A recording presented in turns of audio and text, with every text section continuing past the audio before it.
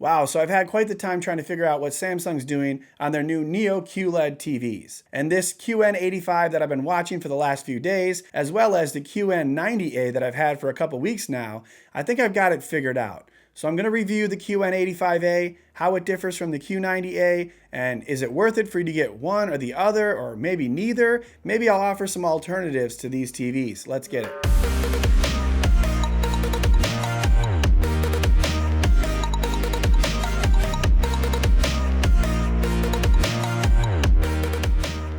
So if you haven't seen a review on the Samsung QN85A Neo QLED, I can tell you that the early feedback is kind of all over the spectrum, from it's awesome to it's awful. And I knew that before I even opened the box, but the conundrum I found myself was not as simple as putting this just below the QN90A or just above the Q80A.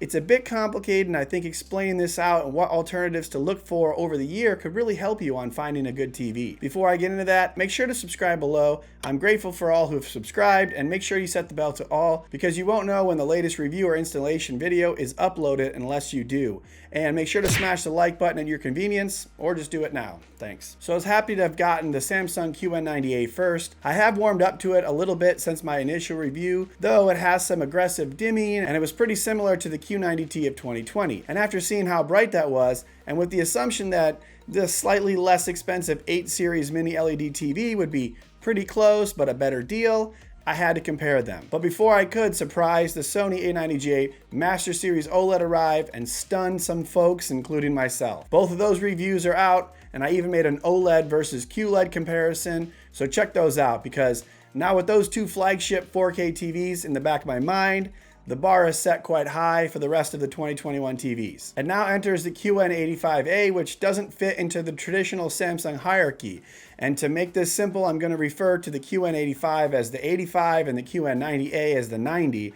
And if I'm referring to any other models, I'll notate that. So let's get the 85 up and working and go from there. And besides the name, the 85 looks almost identical to the 90. The only physical difference is how the stand is designed. The 85 stand is sort of like the older Samsung pedestal style stands, with a plastic channel to cover the wires. But then there are many similarities to the Samsung 90, such as the newer slimmed down Bluetooth remote that's powered by USB-C and solar, versus the older models where you had to replace the batteries. It doesn't have a backlight, but with this amount of light from these Neo QLEDs and how simple the remote is, you're probably okay. This 85, like the 90, is a mini LED with nearly 10 times the dimming zones over the 2020 models, the Q90T and the Q80T, at just under 600 zones for the 55-inch. And both have one HDMI 2.1 and some cool new features like the Gaming Hub and FreeSync Premium Pro, and my personal favorite TV feature of all time, picture-in-picture. So definitely a few new and exciting features to the Samsung lineup besides the mini LED technology. Once you use that remote to pop this TV on, the majority of the OS looks similar to the 2020 models, with a couple new features. One that I just spoke about is the picture-in-picture, a major throwback to the early 2000s. Once again, we can do two things at once on a TV. I'm not sure why this is ever taken down. Actually, I do. Cable companies actually took the picture-in-picture in-house in their cable boxes, so it's kind of pointless for TVs to have it. But then they bailed on it, and so now it's back in the TVs. And it actually makes more sense to have it in the TVs because we have so many sources to choose from, including our phones, and they even have 3- and 4-way splits, so you can source just about anything. It's actually pretty sweet. And the other feature that I was speaking about is the new Gaming Hub. And though I find it cool, I'm not really a gamer, but I've yet to get a comment from anyone really. So is that Gaming Hub actually worth it? Definitely let me know in the comments. Besides those two major changes, I'm pretty comfortable with the Tizen OS, not much different than last year. So I want to do a little testing right off the bat. Nothing too technical, and in this case, I think it's going to be helpful to understand what it means for the real world. And the two tests that I think will help you decide which TV was right for you are screen uniformity and the dimming test to check on the blooming. Now, the gray uniformity was actually better on the 85 than the 90. Now, it wasn't perfect, but for some reason, Samsung has been slacking on their uniformity, and it's no different in 2021.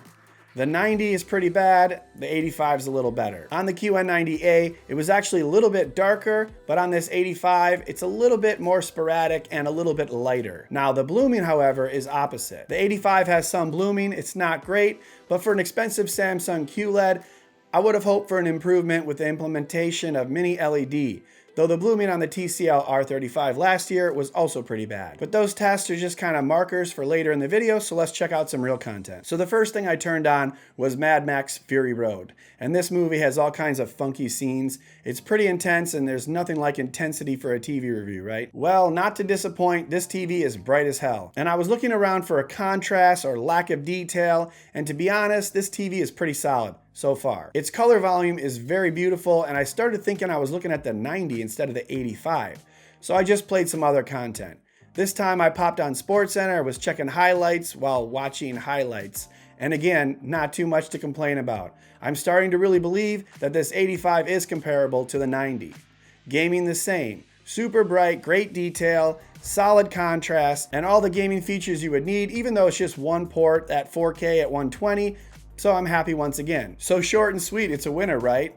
I mean, for some people, it's gonna be just that simple. But let me explain why I think it looks so great from straight on before I bring in the 90. So the QN85A is actually an IPS panel instead of a VA panel. In fact, many of the Samsungs are IPS panels this year. The basics for IPS panels are that they have great viewing angles over the VA panels, but not as good of contrast. Ratings.com has a great bit of info on this, but I'm not gonna go over all the details. So these two TVs I'm showing now are different in almost every other way besides having mini LEDs. So I just want to show more of this movie again on both TVs and have you look at it from straight on.